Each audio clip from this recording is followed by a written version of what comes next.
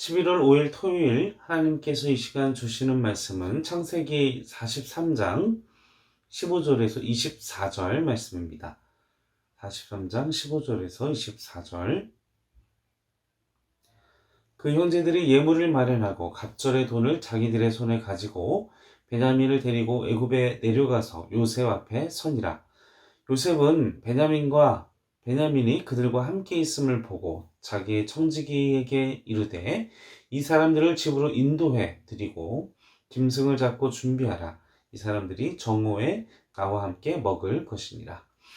청지기가 요셉 명대로 하여 그 사람들을 요셉의 집으로 인도하니 그 사람들이 요셉의 집으로 인도됨에 두려워하여 이르되 전번에 우리 자루에 들어있던 돈의 일로 우리가 끌려드는도다. 이는 우리를 억류하고 달려들어 우리를 잡아 노예로 삼고 우리의 나귀를 빼앗으려 함이로다 하고 그들이 요셉의 집 청지기에게 가까이 나아가 그 집 문 앞에서 그에게 말하여 이르되 내 주에 우리가 전번에 내려와서 양식을 사가지고 여관에 이르러 자루를 풀어본즉 각 사람의 돈이 전에 그대로 자루 아귀에 있기로 우리가 도로 가져왔고 양식 살 다른 돈도 우리가 가지고 내려왔나이다.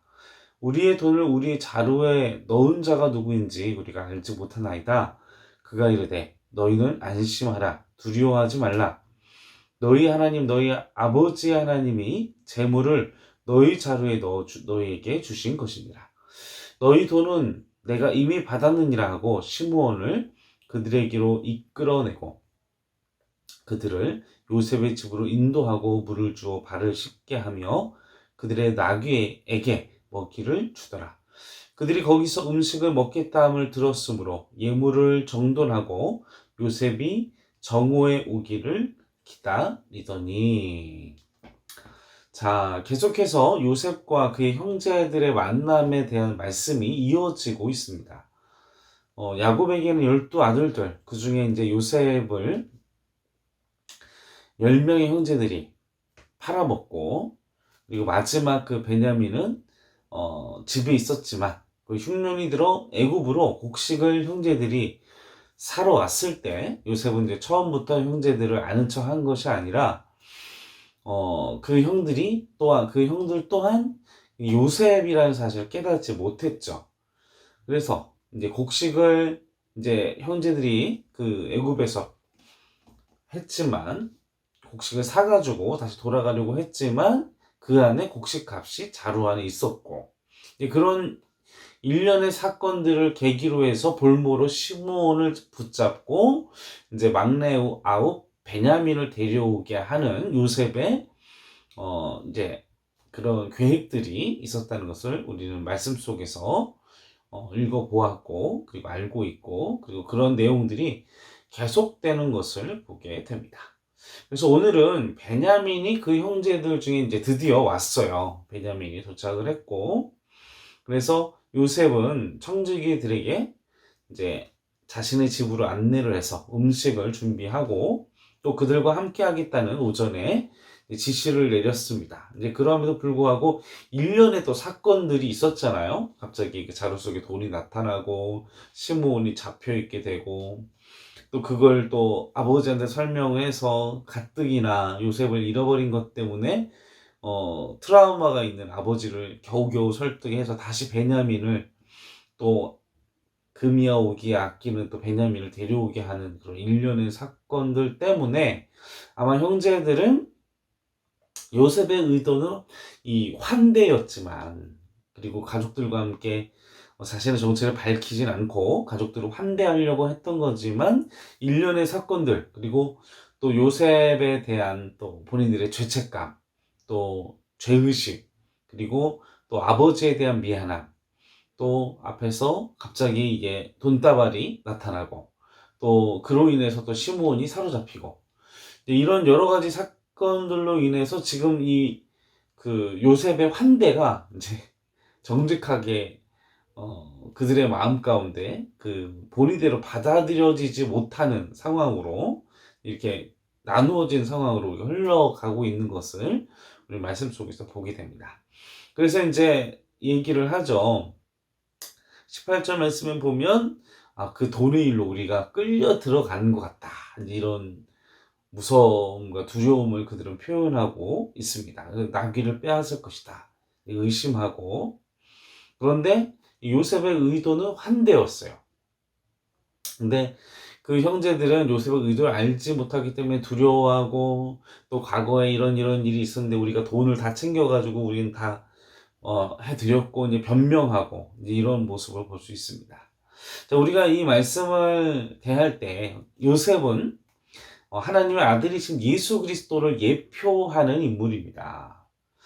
예수님께서는 우리를 향하여 구원의 계획을 준비하고 계셨죠. 요셉도 형제들과 그 형제들과의 관계를 회복하고 또 하나님의 섭리를 알고 있었지 않습니까? 요셉은 형제들이 자신을 팔게 한 그 자신의 집안의 문제, 그리고 그 집안의 문제, 인간의 연약함, 또 그런 거로 인해서 벌어진 자신의 신변의 변화와 상황들에 대해서 형제들을 다 이해하고 이미 마음속으로 용서하고 있었던, 그래서 이제 형제들과의 어떤 바로 그들에게 자신의 그런 것들을 알려주기보다는 뭔가 그가 이미 구원에 대한 이미 구원의 소식이 형제들한테 있었죠. 이미 요셉은 가족이 그 죽음이라는, 가뭄이라는 이 절체절명의 위기 속에서 그들을 구원할 수 있는 이 형제가 애굽의 총리가 되었다는 구원의 소식이 있었지만 그걸 바로 얘기하지는 않습니다.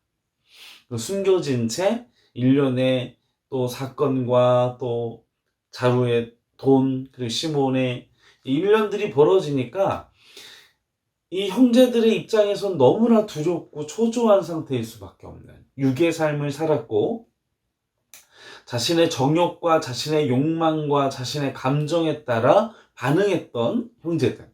그 결과 요셉을 죽음으로 내몰고 자신의 감정대로, 자신의 분노대로 그냥 요셉을 함부로 하고 그렇게 연약한 모습을 보였던, 인간적이었던. 그런데 이제 요셉은 이미 하나님의 나라, 하나님의 뜻, 애굽을 향한, 그리고 메소포타미아 문명의 그 지역들에게 그 엄청난 7년의 가뭄을 견딜 수 있는 지혜와 능력을 요셉을 통해 이미 베풀어 주셨고, 그러나 그 사실을 형제들은 알지 못했죠.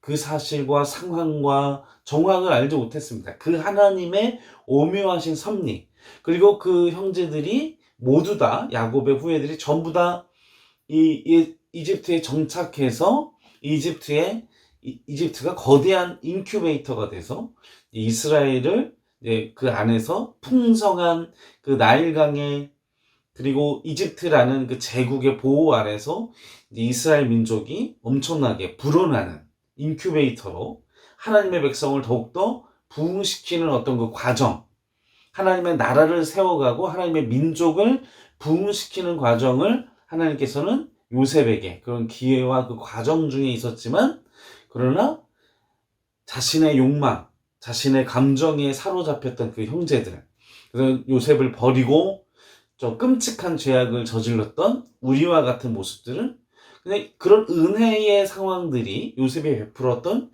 구원의 은혜의 그런 행동들이 순수하게 받아들이지 못하는, 닫혀있는, 영이 닫혀있고 눈이 닫혀있는 그들의 연약함을 우리는 본문 속에서 찾아볼 수 있습니다.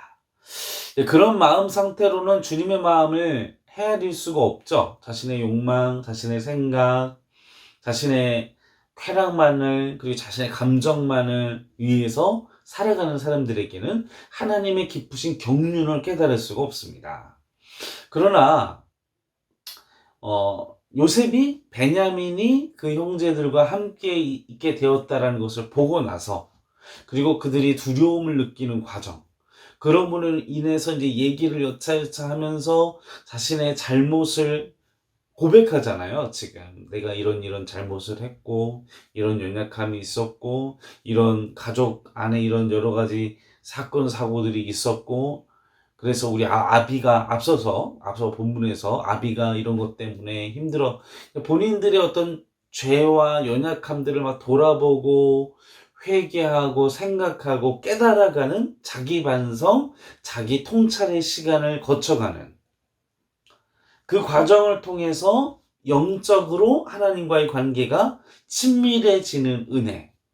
이해할 수 없는 상황과 이해할 수 없는 그런 것들 때문에, 그런 문제들 때문에 우리가 두려워하고 막 무서워하지만, 근데 그러나 그런 과정들을 통해서 내가 내 자신을 보게 되고, 내 자신의 죄를 보게 되고, 내 자신의 연약함을 보게 되고, 그러면서 구원의 길, 구원의 문, 구원의 방법이신 하나님을 바라보게 되는 통로가 되는, 지금 형제들도 지금 그런 과정을 자기 성찰, 자기 반성, 그런 깨달아가는, 그리고 하나님과 합일되는, 하나님의 뜻을 알아가는, 하나님의 구원의 계획, 요셉을 통해 말씀하셨던 그 하나님의 경륜을 알아가는 지금 이 시점 가운데 그들은 흘러가고 있었다는 것입니다. 그들이 자기 중심적으로 살아가고 자기 생각대로 살아가고 자기 욕망에 따라 살아갈 때는 깨닫지 못하고 두려워하고 낭망했지만, 그들이 스스로 자기 성찰, 그리고 자기 반성, 회개, 죄에서 돌이킴, 그걸 통해 하나님의 영적인 능력과 하나님의 방법을 깨달아가는 그 과정 중에 있었다는 사실인 것이죠. 사랑하는 성도 여러분, 우리에게도 이와 같은 하나님의 은혜와 그런 과정 중에 우리가 살아가고 있음을 기억하시는 우리 행정교회 성도 여러분 되시기를 바랍니다. 그래서 말씀에 나오죠. 인도하여 16절 말씀에 보면 짐승을 잡고 이들이 함께 먹을 것이다. 그리고 17절에 보면 인도하고, 그리고 이제 그들에게 24절 말씀에 보면 그들의 발을 씻게 하는, 그리고 그들의 나귀에게 먹이를 주고 음식을 먹고 나누는 축복의 자리, 은혜의 자리, 그들의 행동 잘못된 것을 정결케 하는, 씻기게 하는 그런 과정이 이제 진행되어져, 영적인 진리를, 하나님의 뜻을 올바르게 깨달을 수 있는 기회의 자리, 은혜의 자리가 이제 본문 속에서 펼쳐지고 있는 것을 보게 됩니다. 우리 힘으로는 깨달을 수 없습니다. 우리의 연약한 나로 가득 차 있는 나 자신으로 깨달을 수 없습니다. 그러나 내가 끊임없이 내 자신을 성찰하고, 내가 이런 잘못을 했구나. 내가 이런 회개가 필요한 존재구나. 나는 죄인이구나. 나는 내게는 오직 하나님밖에 구원의 길이 없구나라고 우리 스스로를 깨닫고 내가 주님 앞에서 영적으로 겸손한 자가 됐을 때 하나님의 영과 하나님의 진리가 우리에게 새 힘이 되고 그 영의 말씀, 진리의 말씀이 내 것이 되는 은혜가 우리의 삶 가운데 임하실 줄로 믿습니다. 오늘 본문과 같이 하나님은 끊임없이 우리에게 깨달을 수 없는, 이해할 수 없는, 또 두려운 돌발적인 상황이 벌어질지라도 두려워하지 마십시오. 그러나 우리가 해야 할 것은 무엇이냐? 끊임없는 내 자신의 성찰입니다. 끊임없는 자기 반성입니다. 끊임없는 나의 죄를, 나의 죄악을 하나님 앞에서 부인하는 것. 그렇게 할 때 이 형제들처럼 하나님의 은혜의 물가로, 하나님의 진리에, 하나님의 뜻에 합하여지는 은혜가 우리 행정교회 성도 여러분, 나 자신에게도 그런 은혜가 있기를, 우리 모두에게 있기를 주님의 이름으로 간절히 축원합니다. 함께 기도하겠습니다. 아버지 하나님, 요셉의 호의와 요셉의 그런 행동들을 선의로 받아들일 수 없고 두려움에 떨며, 그러나 그런 모든 상황과 환경들이 결국은 우리 스스로 반성하고 회개하고 돌이키게 하는 어떤 계기들이 되었던 것처럼, 우리가 하나님의 경륜을 완전히 이해할 수는 없지만 우리 인생 속에 벌어지는 그 모든 두려운 상황들이 끊임없는 나 자신의 죄에 대한 성찰, 그리고 하나님의 뜻에 대한 고민, 그리고 하나님 앞에 내 자신을 겸손하게 낮추는 은혜의 발걸음을 걸어갈 수 있도록 도와주시옵소서. 그리하여 한 걸음 한 걸음 하나님의 뜻과 하나님의 진리와 하나님의 은혜를 누리를 그 자리로 걸어갔던 것처럼, 아버지 하나님, 우리에게도 동일한 은혜, 동일한 하나님의 넘치는 사랑과 축복과 은혜와 자비하심과, 그리고 하나님의 나라와 하나님의 영광에 동참하는 은혜가 오늘도 한 주간도 있게 허락하여 주시옵소서. 감사와 찬송과 영광을 올려드리오며 울고 나신 예수님의 이름으로 간절히 기도하옵나이다.